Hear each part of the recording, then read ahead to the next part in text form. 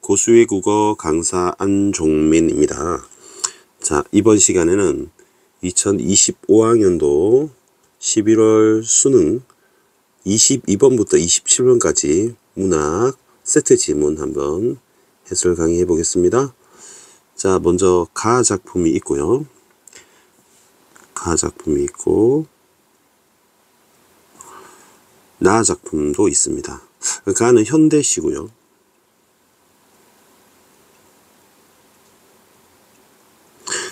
나도 처음 출제된 현대시입니다. 다는 조금 긴데요. 조금 길게 되어 있는 수필입니다. 다는 현대 수필입니다. 자, 이렇게 세트 지문으로 22번부터 27번까지 나와 있죠. 그러면 2, 3, 4, 5, 6, 7, 6문제가 나와 있습니다. 그래서 총 6문제가 좀 많이 출제가 된 거죠. 근데 이 둘은 시죠. 현대시죠. 고전시가 아니고 현대시. 그리고 시가 있고 수필이 있으니까 수필과 시는 다른 갈래잖아요. 시하고 수필은 서로 다른 갈래죠. 그래서 이거는 시가가 있지만 여러 가지가 섞여 있는 복합 갈래라고 합니다. 복합 갈래.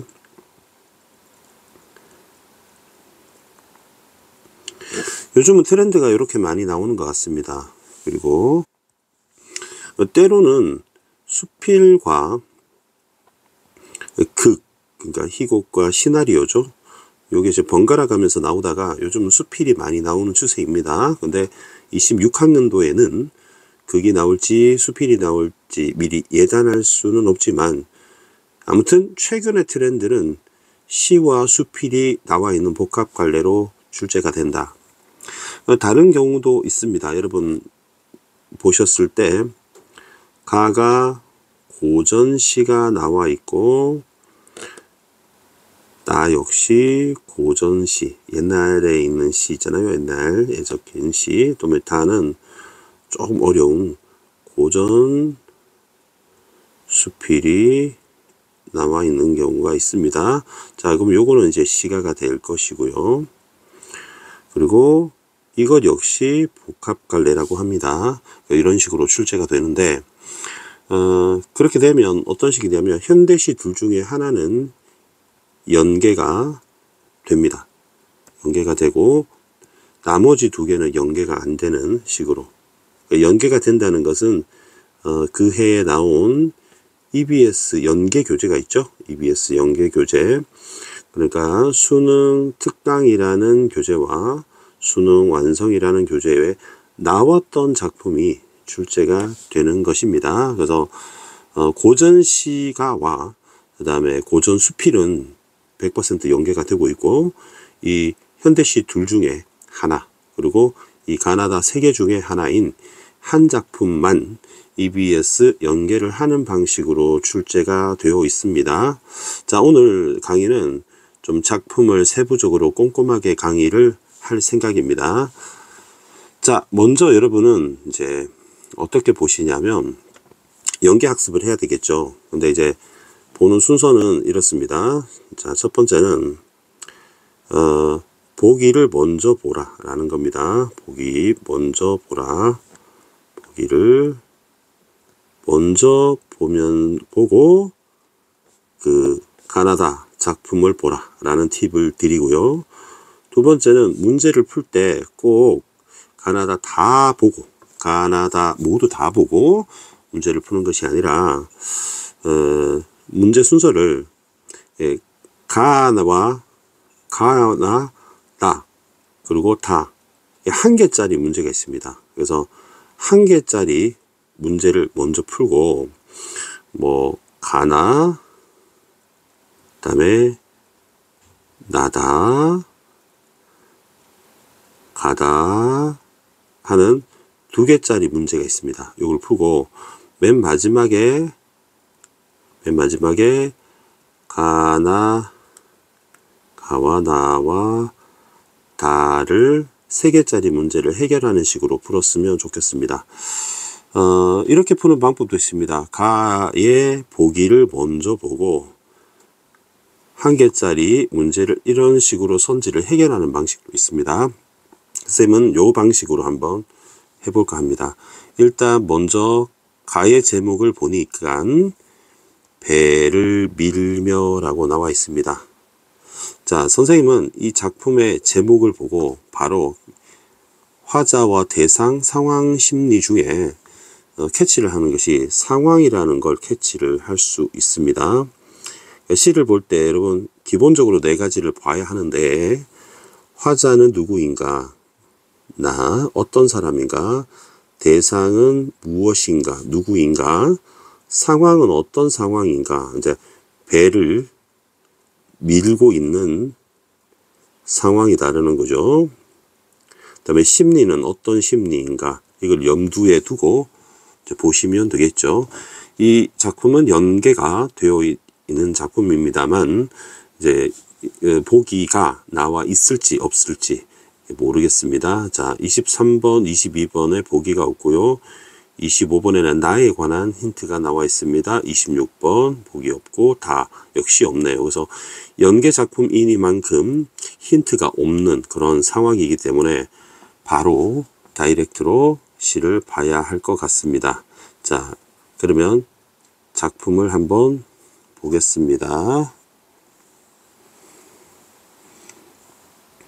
배를 밀고 있습니다. 배를 밀어보는 것은 아주 드문 경우, 그러니까 배를 밀고 있는데 이게 뭐 밥 먹는 일, 잠자는 일처럼 자주 있는 일이 아니라 간혹 하는 매우 드문 경험. 뭐 유럽 여행을 간다거나 이런 거, 할아버지 칠순잔치 이런 거, 장례식 이런 거는 매우 드문 경험이잖아요.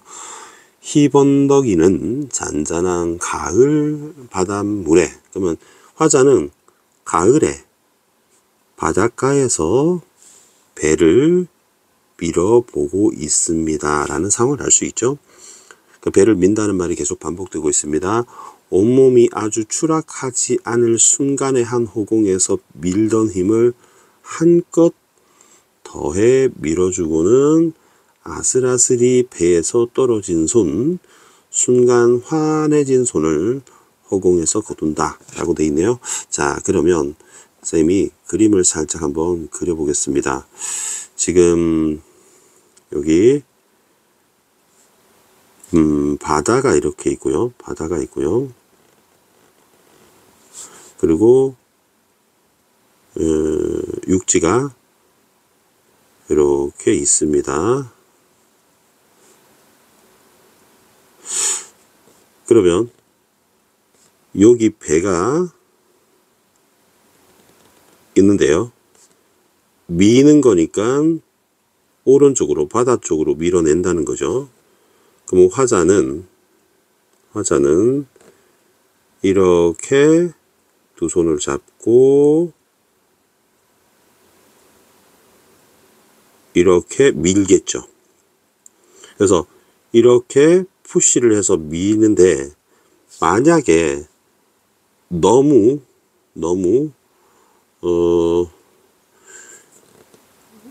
쏠리게 되면 이렇게 밀다가 온몸이 이런 식으로 되면 바다에 빠질 수도 있겠습니다. 그죠? 그래서 그 말을 했습니다. 만약에 배가 이런 식으로 된다면 배가 갔을 때 물에 빠지겠죠. 그래서 온몸이 아주 추락하지 않을 순간의 허공, 그러니까 내가 몸이 육지에서 제어가 될 정도에서 최대한 푸시를 해서 맥스로, 그리고 손을 거뒀다는 얘기입니다. 그럼 여기 상황은 가을에 바닷가에서 배를 밀고 있는 상황이다. 가을에 바닷가에서 배를 밀고 있는 그런 상황입니다. 배를 왜 미는 겁니까?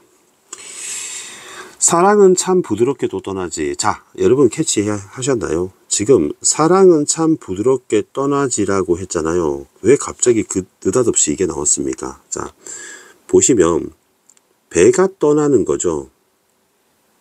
그죠? 배가 떠나는 거죠. 그러면 배를 밀고 있죠. 그죠? 밀다를 하고 있습니다.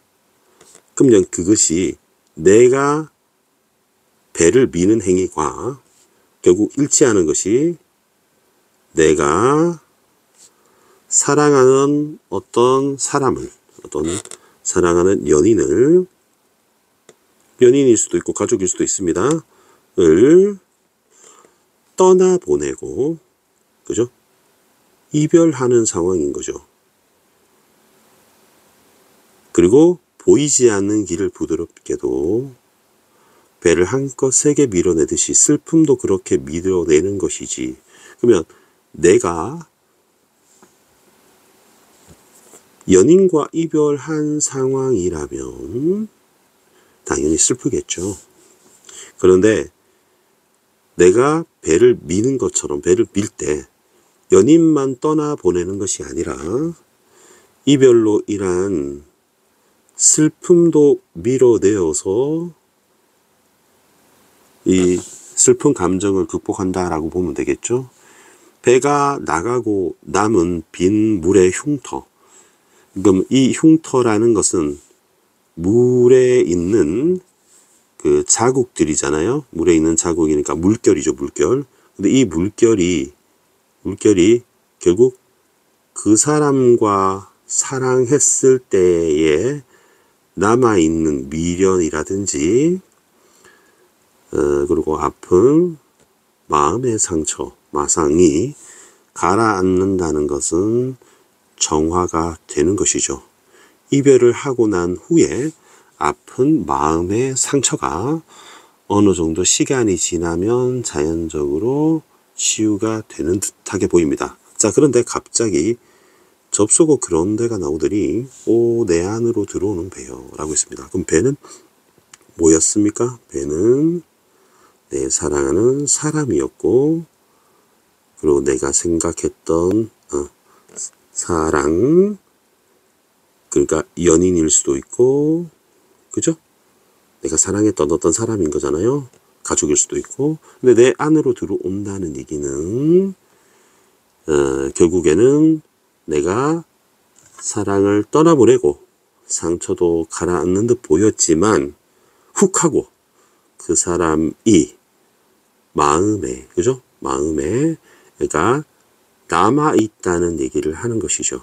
그러니까 시간은 지났지만 너무 사랑했던 사람이라서 도저히 잊을 수가 없는 그런 그리운 마음을 갑자기 내 안으로 들어온다고 표현한 것이죠. 그러니까 여기서 배가 떠났다가, 파란색으로 하겠습니다. 떠났다가 다시 유턴해서 들어온다고 표현한 것이잖아요. 그러면 배는 내 사랑하는 사람이라면 떠나보냈는데 다시 밀다의 반대쪽으로 들어왔다는 얘기는 사랑하는 연인이 다시 나에게 돌아왔다기보다는 내 마음속으로 들어왔다고 볼 수 있겠죠. 그 흔적은 아무 소리 없이라는 것을 통해서 추론할 수 있습니다. 그러면 사랑과 이별 그리고 아쉬움에 관한 시입니다. 참 좋은 시죠. 수능 완성에 연계가 되었습니다. 그래서 수능 완성 작품도 잘 공부해야겠습니다. 화자는 나, 대상은 배로 볼 수 있지만 물리적으로는 사실은 내 사랑하는, 사랑했던, 사랑하던, 사랑하는 사람으로 보는 게 맞겠죠. 가을 바닷가에서 배를 밀었습니다. 그러면 이별로 인한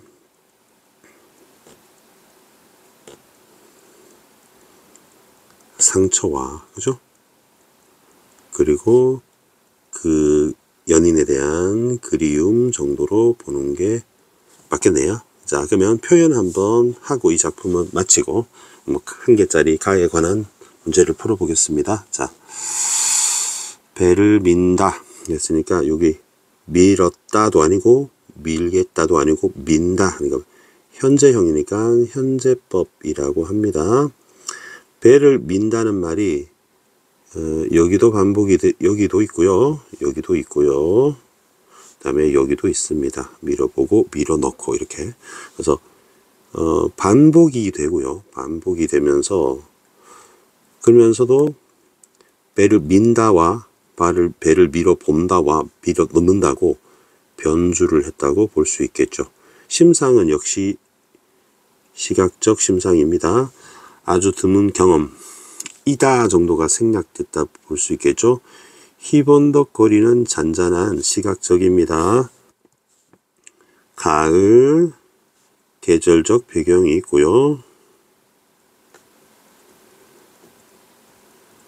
바닷물에 공간적 배경도 있습니다. 배를 밀어넣고는 온몸이 아주 추락하지 않을 순간의 한 호공에서 밀던 힘을 한껏 더해 밀어주고는, 밀어준다는 말이 계속 반복되죠. 아슬아슬이 배에서 떨어진 손. 그러면 아슬아슬이 배에서 떨어진다는 건 이별의 어떤 순간을 포착한 겁니다. 그죠? 이별의 순간 환해진 손. 이때 환해졌다는 것은 헤어질 때의 어떤 충격을 말한다고 볼 수 있겠죠. 허공에서 거둔다. 그러면 니은 다가 또 나왔죠. 그러면 이 다와 여기 있는 다가 라임처럼 반복이 되죠. 그래서 국어에서는, 시에서는 종결어미가 반복이 되었다고 얘기하거나 각군이 사용되었다 이렇게 얘기합니다. 각군이 라임입니다. 사랑은 참 부드럽게도 떠나지. 보이지 않는 길을 부드럽게도. 부드럽다는 말 역시 반복됩니다. 그러면 사랑은 보이지 않는 길을 참 부드럽게도 떠나지 이렇게 볼 수 있죠. 그러면 도치법으로도 볼 수 있겠습니다. 문장 순서를 바꿔서 배를 한껏 세게 밀어내듯이 지규법 슬픔도 그렇게 밀어내는 것이지. 이때 지와 지 역시 종결어미 반복 가군으로 볼 수 있습니다. 배가 나가고 남은 빈 물의 흉터. 우리 물한테 흉터가 있다고 했잖아요. 흉터는 동물이나 사람한테 있는 것이잖아요. 그래서 살아있는 무생물을 살아있는 것으로 표현했기 때문에 화류법이라고 하고요. 잠시 가라앉고. 그런데 여기서 시상이 뒤집어집니다. 우리 영화에서 반전처럼 오 하더니 감탄사가 나왔죠. 감탄사를 통해서 그 사람이 마음에 다시 돌아온 것에 대한 놀라움을 얘기합니다. 영탄법. 내 안에 들어오는 배요. 이것도 영탄으로 볼 수 있고요. 아무 소리 없이 밀려오는 배요. 그러면 내 안으로 밀려오는 배요하고 아무 소리 없이 밀려오는 배요가 대꾸가 이루어져 있고 통사, 구조. 통사가 문장입니다. 구조, 반복이 이루어졌다. 이렇게 볼 수 있을 것 같습니다. 되셨죠? 1년은 좀 긴데 2년, 3년, 4년, 5년은 규칙적으로 두 줄씩 되어 있다는 것도 특징이 되겠습니다. 자, 그럼 문제 한번 풀어보겠습니다.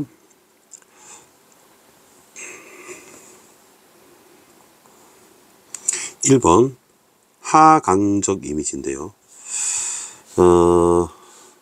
가라앉고라는 얘기가 있습니다. 그죠? 시간 흐름 볼 수 있겠네요. 2번 자연물에 빗대어 부정적 현실의 극복 가능성은 이 시하고 관계는 없어 보입니다. 3번 동일한 식구와 반복 변주를 통해 상황의 반전을 표현한다. 동일한 식구와 반복이라는 것은 배를 민다 이런 말이 있고요. 그리고 밀어 들어오는 배여, 밀려 들어오는 배여, 이것도 동일한 구절의 반복과 변주를 볼 수 있겠습니다. 그러면 반전을 표현한다는 건 맨 마지막 부분하고 연결되겠죠. 특정 행위는 배를 미는 행위, 행위 주체와 대상의 관계, 배를 미는 행위와 그다음에 행위 주체는 나, 그죠? 대상은 사랑하는 사람. 그다음 공간의 이동하지 않습니다. 그리고 역동적 분위기라고 보기도 좀 힘들 거. 역동적이라는 건 굉장히 동작이 강하고 세고 큰 액티브한 얘기를 하고 있는 겁니다. 그래서 가를 가지고 2번, 5번 선지 두 개를 소거를 했습니다. 자, 그 다음 문제 23번 문제 풀 수 있겠네요. 왜냐하면 한 개짜리 문제이기 때문에 이 문제는 바로 해결할 수 있을 것 같습니다. 아주 추락하지 않은 순간에 배를 밀던 손이 아슬아슬히 배에서 떨어진다는 것은 이별하는 순간의 정서적 긴장감이다. 2번 보이지 않는 길은 사랑이 떠나가는 길이라는 점에서 이별의 막막한 상황을 공간의 형상으로 길로 표현한 것이다. 그렇게 볼 수 있겠네요. 슬픔을 밀어내는 것을 배를 밀듯 한껏 밀어낸다고 한 것은 이별의 이 아픔을 떨쳐내려는 화자의 태도를 드러낸다. 배가 나가며 생긴 흉터가 잠시 머물다 가라앉는다는 것은 이별의 슬픔이 잦아든 상태에 있음을 드러낸다. 가라앉았다는 거니까 밀려 들어오는 배는 아무 소리 없이 다시 돌아온다는 점에서 여러분 그 대상과 제외가 또 틀렸고요. 예상대로 그런데 이렇게 할 수는 없잖아요. 예상대로도 틀렸죠. 그래서 정답을 5번으로 보면 되겠습니다. 실제로 화자가 대상이 돌아온다 했을 때 재배가 이루어진다고 볼 수도 있겠지만 이걸 마음속으로 들어오는 게 맞아 보이고요. 명명백백 그런데라고 하면 예상대로는 더더욱 틀렸죠. 그래서 5번으로 보면 돼요. 24번은 나 보고 난 다음에 풀어야 되는 문제인 것 같고요. 5번 역시 24번, 25번 역시 나 작품은 보고 풀어야 될 것 같습니다. 다음에 26번 문제 A, B인데요. A, B 역시 나다에 있습니다. 두 개짜리 문제인데 나다 해결하고 풀어야 되겠습니다. 27번 문제 27번은 다 문제니까 가 문제 가지고는 한 문제 반 정도를 해결한 것 같습니다. 자, 이제는 나 작품을 보겠습니다. 나 작품은 왼쪽에 나와 있고요. 허수경의 혼자 가는 먼 집이라는 작품입니다.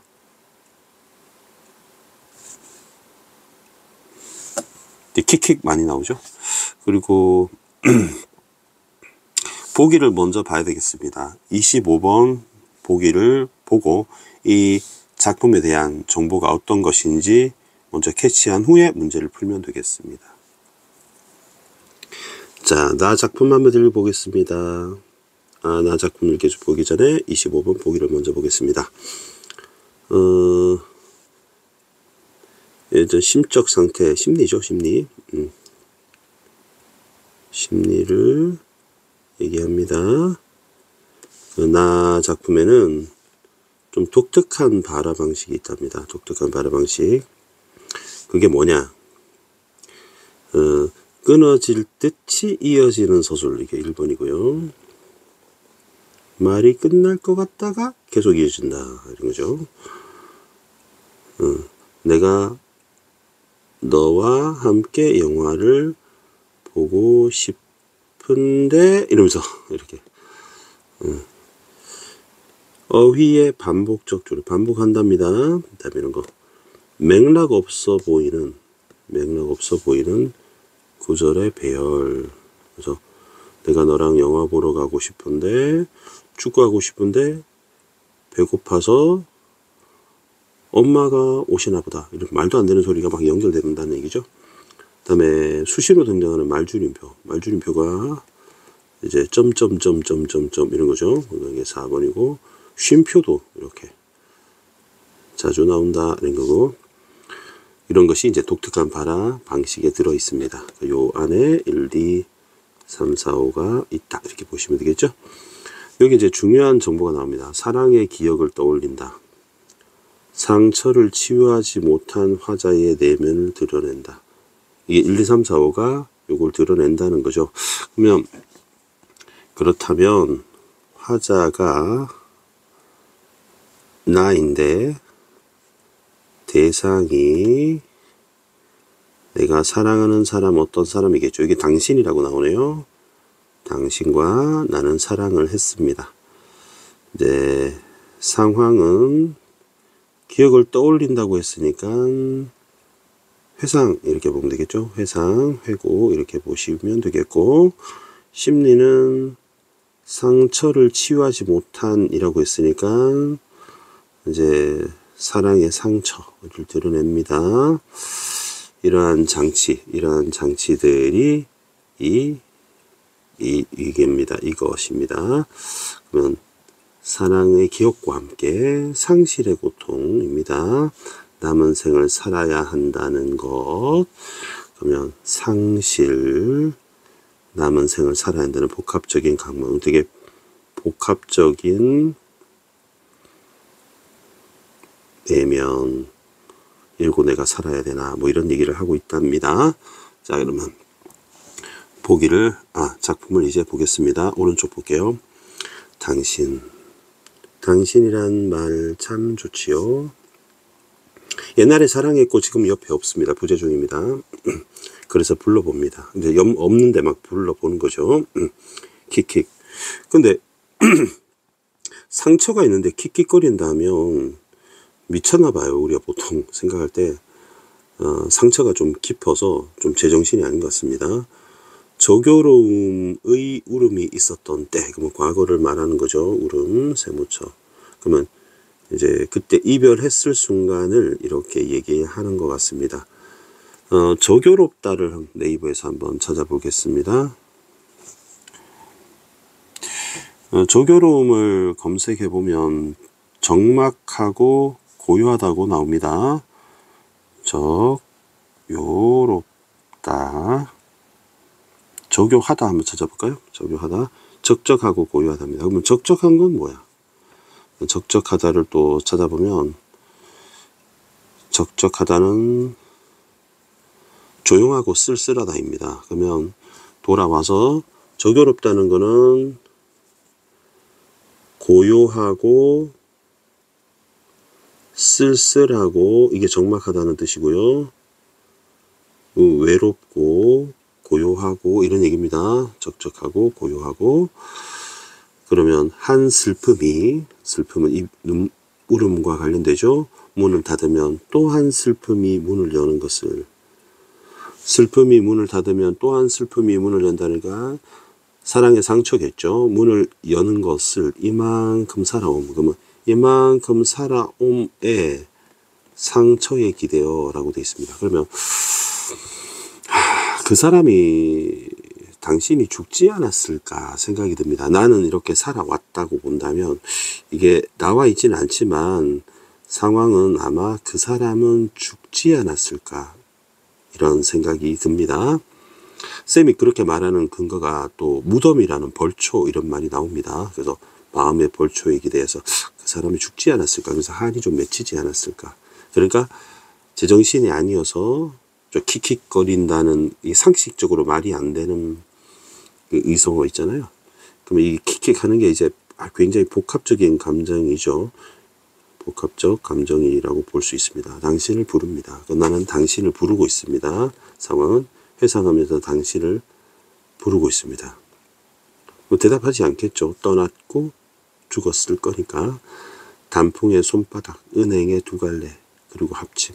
단풍은 손바닥처럼 생겼고 은행은 두 갈래로 갈라져 있죠. 그리고 합쳤다고 돼 있는데 이게 어떤 맥락에서 말하는지 잘 모르겠습니다. 근데 은행의 두 갈래와 합침이라고 돼 있는데 아마 두 갈래와 합침은 나와 당신, 그리고 합치면 만남이라는 뜻을 가지고 있을 것 같고요. 개망초. 그러면 여기 단풍도 있고 은행도 있는데 가을에 상징되는 나무입니다. 그리고 개망초라는 풀이 있고요. 그리고 밟힌 풀이 나왔습니다. 흙으로 돌아감. 뭐 선생님이 아까 돌아가셨을 거라고 보는 것은 나는 이만큼 살아왔다는 말이 있고요. 그다음에 흙으로 돌아간다는 말이 있고요. 그리고 마음의 무덤에 나 벌초하러 간다는 것을 통해서 당신은 영원한 이별을 하지 않았을까? 죽지 않았을까? 킥킥거리며 킥킥댄다는 말 계속 반복되고 있습니다. 세월에 대해. 그 사람과 헤어지고 그 사람과 사별하고 한참 지난 거죠. 그리고 사랑과 그리고 상처. 상처의 몸이 나에게 기대와. 그러면 상처의 몸은 아마 당신이 인 것 같습니다. 저를 부빌 때. 당신, 그대라는, 그대, 당신. 여기 그대도 되겠죠? 그대. 기대, 그대 이런 말이 반복되어 있죠. 자연의 달과 별. 그럼 그 사람은 죽어서 이제 윤회 사상에 따르면 자연이 되었을 수 있겠네요. 킥킥거리며 당신이라고. 그러면 자연의 달과 별이 이제 당신이 된 거죠. 이제 죽어서 달이 되고 별이 됐다고 보는 거예요. 그러면 그것을 당신이라고 우기는 거죠. 계속 킥킥대는 반복되고 있고요. 금방 울 것 같은 산의 아름다움, 그 아름다움이 기대. 그러면 울 것 같은 산에는 당신인 것 같고요. 화자는 여성인 것 같고요. 마음의 무덤에 나 벌초하러 진설 음식도 없이. 제사 때 음식을 진설 음식이라고 해요. 차리는 음식. 그러면 실제로 내가 그 사람의 무덤에 풀을 베러 갔을 수 있겠죠. 그리고 지금은 마음의 무덤이라고 해요. 내 마음속에 그 사람의 무덤이 있다고 볼 수 있겠고요. 그리고 맨술 한 병 차고 병자처럼. 병자처럼은 화자를 비유하는 단어가 되겠죠. 그러나 병을 다스리는 것과 병은 따로 있는 것은, 그러면 병을 다스린다고 병이 낫지는 않는다라고 볼 수 있겠죠. 이제 병은 이제 그 사람과 이별에 따른 내 마음의 병이라고 봅니다. 상사병. 그리고 그 사람에 대한 그리움은 제각각이다, 따로다. 그러니까 그리움이라는, 그 사람의 그리움이라고 하는 병을 다스린다고 낫지 않는다, 이렇게 볼 수 있겠죠. 킥킥 당신, 이쁜 당신. 그래서 그 사람에 대한 애정은 역시 가지고 있습니다. 당신이라는 말 참 좋지요. 내가 아니라서. 그러니까 내가 아니라서라는 것은 죽은 것이 떠난 것이 죽은 것이 내가 아니라서 끝내 버릴 수도 없고 물을 수도 없는 그 운명적인, 거스릴 수 없는 운명적인 참혹함.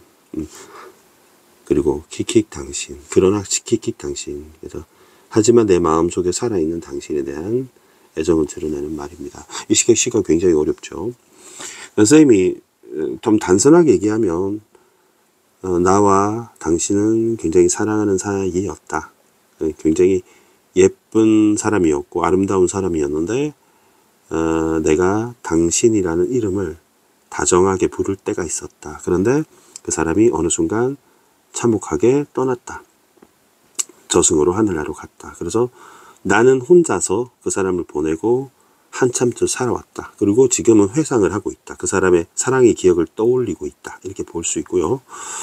그리고 매년, 그리고 가끔 그 사람의 무덤에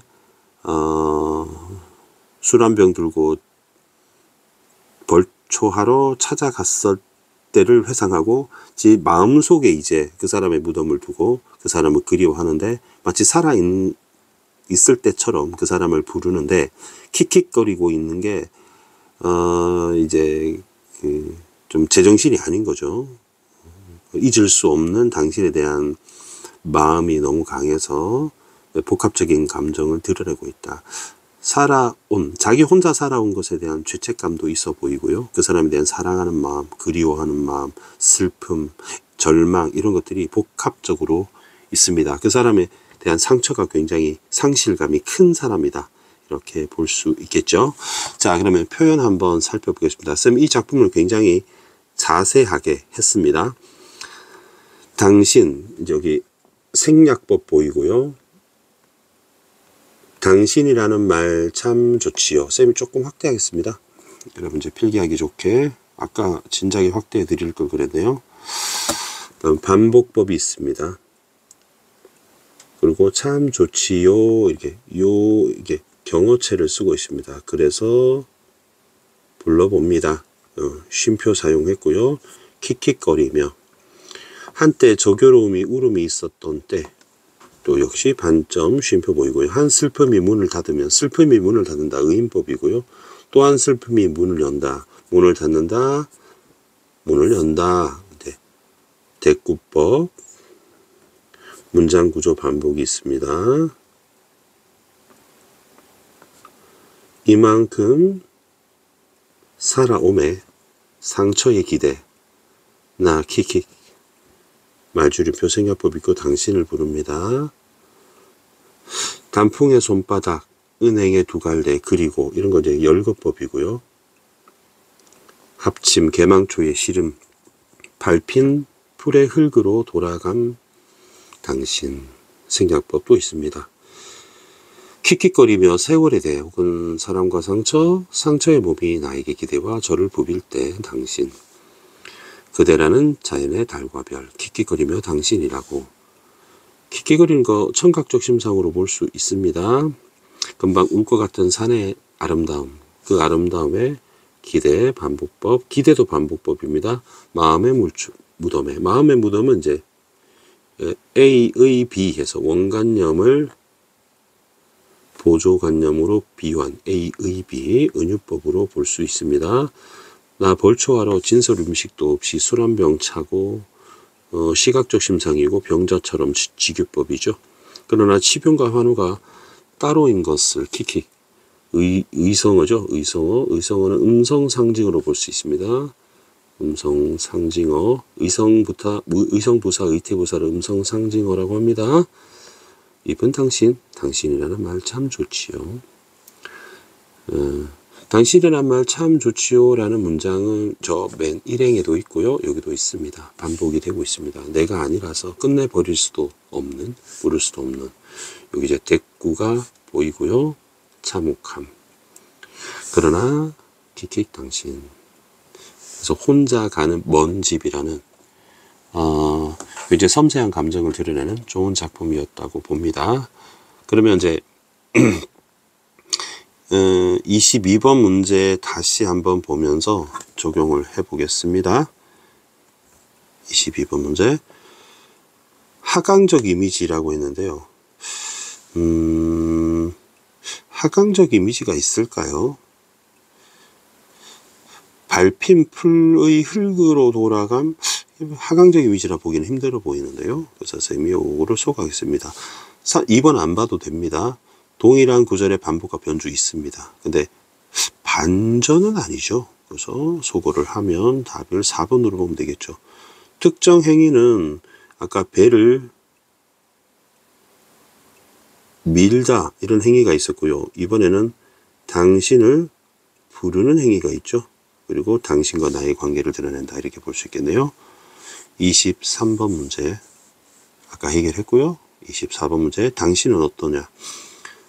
화자와 한때의 기억을 잇는 매개적 존재다. 당신은 내면에 살고 있는 병자로서라고 했는데요. 여러분 빨간색으로 한번 볼게요. 당신이 내면에 살고 있는 건 맞는데 병자로서 연민의 대상이다. 병자로서가 좀 확인해 보겠습니다. 병자는 잘 보세요.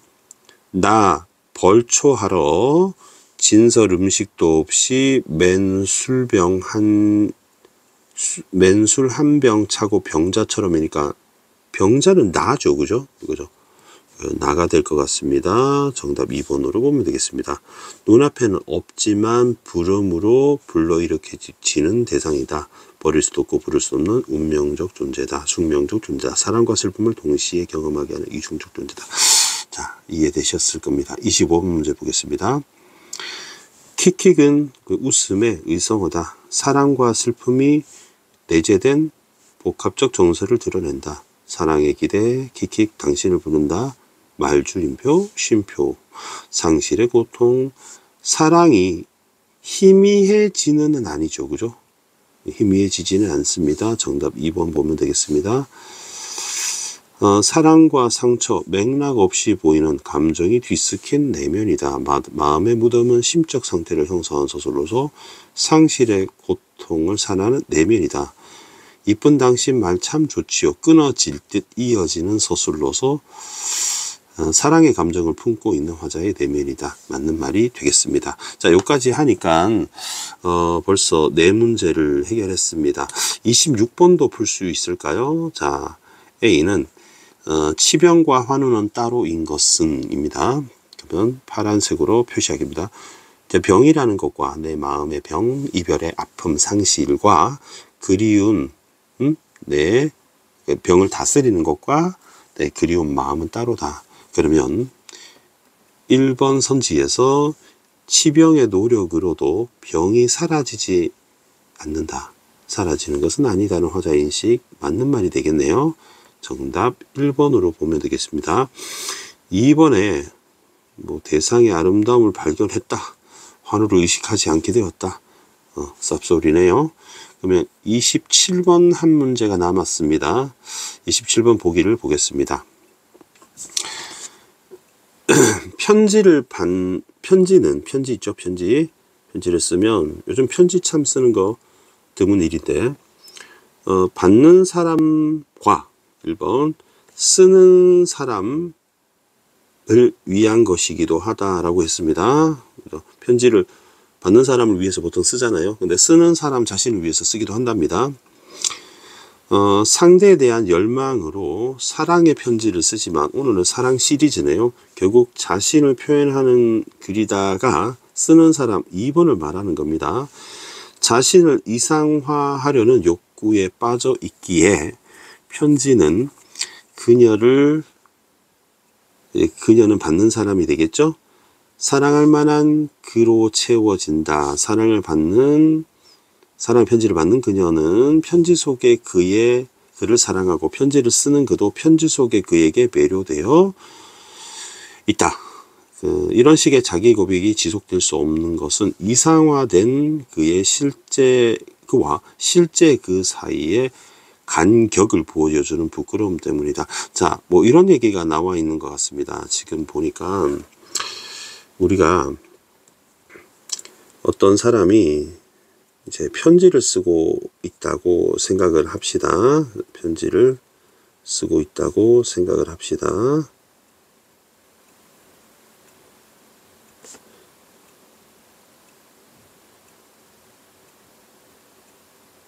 이렇게 편지를 쓰고 있다고 생각합시다. 책상이고요. 편지를 쓰고 있습니다. 자, 그럼 이 사람은 어떤 예쁜 좋아하는 사람이 있습니다. 좋아하는 사람이 있습니다. 그래서 그 사람한테 편지를 보낼 겁니다. 이 편지를 보내게 될 겁니다. 자, 그런데 머릿속에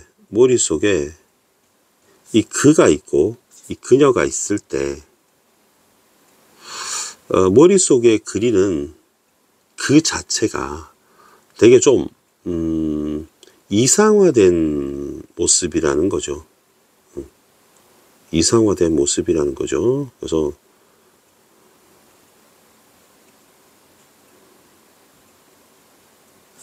되게 이상화된 그로 그려진다는 거죠. 그러면 이 그와 여기 표현해 보면은 편지 속의 그이죠. 편지 속의 이 그는 일치하지 않는다는 얘기죠. 일치하지 않는다. 편지 속의 그와 실제 그는, 편지를 쓰고 있는 그는 다르다는 얘기죠. 편지 속의 그는 자기를 좀 완벽하게 이상화해 둔 멋진 표현으로 쓰고 있다는 거죠. 그러면 그 역시 완벽한 자신의 모습에 사랑에 빠지고 그녀 역시 그를 사랑하는 것이 아니라 이상화된 그를 사랑한다. 이런 얘기를 지금 보기에서 하고 있습니다. 여러분 이해하셨죠? 그래서 이 그림이 필요하시면 캡처해서 여러분 쓰시면 되겠습니다. 그리고 내가 편지를 쓰는 이유가 이제 그녀를 위해서 쓰기도 하지만 나 자신을 위해서 쓰기도 한다는 거죠. 그러니까 그는 쓰는 사람이고 그녀는 편지를 받는 사람이죠. 받는 사람뿐만 아니라 쓰는 사람을 위한 작업일 수도 있다라는 얘기였습니다. 보기는 이런 얘기였습니다. 그러면 작품을 한번 확대해서 보겠습니다. 자, 제목은 이젠 되도록 편지 안 드리겠습니다 라는 이광호 님의 수필입니다. 그녀에게 편지를 쓰는 것은 자신의 존재를 증명하던 시절이 있었다. 문장이 조금 이상한데요. 아무튼 대충 맥락은 알겠습니다. 무슨 말인지는 알겠습니다. 사랑하는 사람에게 보내는 편지만큼 표현의 욕구로 흘러 넘치는 일도 없다. 사랑하는 사람에게 편지를 쓰고 있습니다. 뭔가 표현하지 않고는 견딜 수 없는 시간들을 이 편지를 쓰게 한다. 그는 그녀에게 자신의 사랑이 얼마나 어렵고 진정하고 운명적인가를 설명하고 싶었다. 편지는 사람을 설득하거나 매혹시키는 방편이 될지도 모른다. 편지를 쓰는 목적이 그 사람을 설득하고 매혹시키는 방법으로 편지를 쓰고 있는 겁니다. 그럼 편지의 목적이죠.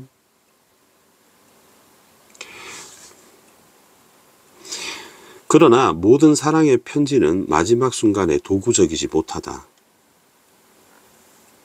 그러니까 도구가 될 수 없다는 거죠. 그러면 이게 편지의 도구입니다. 편지의 도구적 목적이죠. 우리 그러니까 효자손이 등을 긁는 게 목적이잖아요. 근데 만약에 앞부분이 뭉툭해서 시원하지 않으면 도구적 목적을 달성할 수 없는 거죠. 자동차가 고장나면 도구적이지 못한 거죠. 어떤 자동차는 폐차돼서 거기에 살림살이를 차려놓고 움직이지 않은 채 거기다 막 카페를 차리고 이런 경우도 있잖아요. 카페를 차리면 또 도구적이죠. 새로운 목적으로. 세상의 모든 글쓰기가 최후의 순간에는 처음에 의도했던 소소한 의도, 그러면 이 소소한 의도 빨간색과 설득시키는 매혹시키는 방법과 도구는 서로 맥락이 같은 말입니다. 그죠? 같은 말입니다. 통제할 수 없는 익명의 욕구가, 익명은 이제 숨기는 거죠. 자신을 이름을 드러내지 않는 거죠. 그 편지의 현실적인 목표, 그러면 현실적인 목표는 설득시키나 매혹시키는 편지의 목적이죠. 잊어버리게 마련이기 때문이다. 그런 이유로 사랑의 편지는 아무런 전원도 들어있지 않아요. 이 전원도 바로 이런 얘기가 되는 것이죠. 거기에는 결정적인 정보나 주장 같은 말입니다. 그러면 지금 체크하고 있는 것들이 선생님이 오렌지 색깔로 표시해 보면 이 오렌지 색깔이 다 같은 말입니다. 편지의 원래 목적, 의도, 그 사람을 설득하는 것, 메시지, 정보, 주장, 이게 안 들어있다는 겁니다. 다만 내 고백을 누군가가 들어준다는 충만한 느낌? 희미한 불빛 아래서 스스로 옷을 벗어야 할 때처럼 주체할 수 없는 부끄러움 따위. 고백이란 결국 2인칭을 경유해서 1인칭으로 돌아온다. 그러면 결국 그녀를 위한 편지가 아니고 결국 나 스스로를 위한 편지가 된다는 거죠. 그의 들끓는 고백의 언어들은 고스란히 나에게 돌아왔다. 한동안 그는 사랑하는 땡땡에게로, 이게 그녀죠. 편지를 자주 썼다. 그녀는 그의 편지를 사랑했다. 정확하게 말하면 편지 속의 그녀는 사랑했다. 편지 속의 글을 그녀는 사랑했다. 그러면 쌤이 아까 표현했던 이상화된 그죠. 이상화된, 그러니까 현실의 자아가 아닌 거죠. 이상화된 그가 되는 거죠. 쌤 보라색으로 형광펜 표시를 했으니까요. 요거를 말하는 겁니다. 편지 속의 그 이상화된 그, 그러니까 완벽한 모습에 그죠. 찌질하지 않는 편지 속에 그가 찾아낸 자신의 또 다른 영혼 같은 말이 되겠습니다. 새로운 자아죠. 또 다른 영혼의 그는 순수한 열정과 끝모를 동경과 깊은 이해심을 가진 존재입니다. 완벽하잖아요. 그도 역시 그녀처럼 자신의 편지 속에 1인칭 화자에게 매료되었다. 같은 말입니다. 실제 자아가 아닙니다. 하지만 이상화된 자아입니다. 너무 뻔해서 가혹했던 지리멸멸한 시간들 속에서 그는 편지 속의 1인칭 주체를 잊어버렸다. 편지조차 쓸 수 없는 시간들이 무심하게 지나가고 다시 편지를 쓰고 싶었을 때 그는 이미 편지 속의 그가 되지 못한다는 것을 알았다. 그는 편지 속의 그를 연기하는 것이 부끄러웠고 자신의 비루함, 비루하다는 건 더러울 비자에 더러울 루자입니다. 행실이나 성질이 더럽다는 뜻입니다. 그러니까 자기는 찌질하다는 거죠. 그는 사랑하는 땡땡에게라는 편지를 쓰고 싶어하는 자신 속에 어떤 늙지 않은 그런 이상화된 영혼을, 그 순수한 인격을 외면하고 싶다. 왜냐하면 자기는 찌질하니까. 누군가 듣기를 바라는 모든 고백이란 따지고 보면 거짓으로, 거짓 위자입니다. 거짓 착함, 착한 척이죠. 거짓 착함 또는 거짓 악함이다. 그러니까 실제 자신이 아니라는 거죠. 거짓 악함. 나쁜 척입니다. 착한 척, 나쁜 척. 자, 그러면 문제를 해결해 보겠습니다. 왼쪽, 오른쪽을 바꾸고요. 자, 다를 읽었습니다. 22번 설거지 해 보겠습니다. 특정 행위는 편지를 쓰는 행위죠. 편지를 쓰는 행위를 통해서 그와 그녀의 행위, 관계를 드러낸다. 22번 해결했고요. 24번 해결했고요. 23번 해결했고요. 25번도 해결했습니다. 26번에 답은 찾았는데요. B 부분이 누군가 듣기를 바라는 모든 고백이란, 편지란 위선위약이다 입니다. 3번에 보니까 위선위약에서 벗어날 수 있다 헛소리고요. 그 다음에 매혹시키는 진정한 요인이 자신을 드러내는 욕망이다 쌉소리고요. 그 다음에 아픔을 겪는 이나 고백을 하는 이죠. 그 아픔이나 고백의 실체를 지각하지 못했음을 의미한다. 뭐 그건 아니고요. 그 다음에 27번 마지막 문제입니다. 익명의 욕구를 통제할 수 없다. 익명의 욕구를 통제할 수 없다. 어디 있습니까? 쌤 민트 색깔로 표현해 볼게요.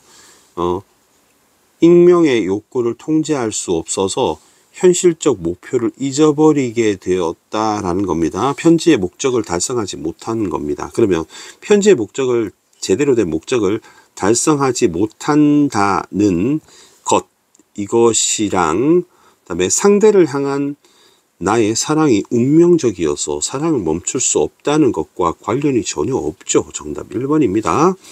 아무런 메시지도 들어있지 않았다는 것은 의도를 잊어버려서 현실적 목표가 실패했다. 같은 말입니다. 전원이 들어있지 않았다. 의도를 잊어버렸다. 목표가 실패했다. 같은 말입니다. 쌤이 아까 제가요 그 오렌지로 표현했던 거죠. 이게 실패했다는 뜻입니다. 2인칭에서 1인칭으로 돌아왔다는 것은 도구적 기능을 못한다 이런 뜻입니다. 결국 자기 고백에 그치게 되었다는 얘기죠. 편지 속에 그녀는 사랑했다는 것은 쌤이 아까 보라색으로 했던 이상화된 자죠. 이상화된, 그의 이상화된 자, 또 다른 영혼을 말합니다. 자신의 비루함을 뼛속 깊이 실감했다는 것은 실제 자신과 이상화된 자신 간의 간극을 자각한, 스스로 깨달은 그의 부끄러움을 말하는 것이다. 자, 그러면 이 6문제짜리 메모드급의 복합 갈래를 해결했습니다. 최대한 꼼꼼하고 이해를 잘 되게, 그리고 생각보다 많은 학생들이 현대시를 어려워합니다. 그래서 특히 나 작품 어려워했을 것 같고요. 가 작품도 좀 명쾌하게 밝혀드리고, 다도 쌤이 꼼꼼하게 해설을 했습니다. 내신을 보는 친구들, 수능을 준비하는 친구들, 좀 완벽하게 작품을 보는 방법 버전으로 했습니다. 실제로 이렇게 꼼꼼하게 하면 시간이 부족하겠죠. 근데 이렇게 학습을 하고 나면 다음에 실력이 올라간다는 걸 느낄 수 있을 것입니다. 여러분, 좋은 일만 가득하시기를 바라겠습니다. 질문이 있으시면 댓글에 남겨주시면 제가 답변을 남겨드리겠습니다. 좋아요, 구독 부탁드리고요. 고수의 국어는 항상 최선을 다하겠습니다. 여러분, 고맙습니다.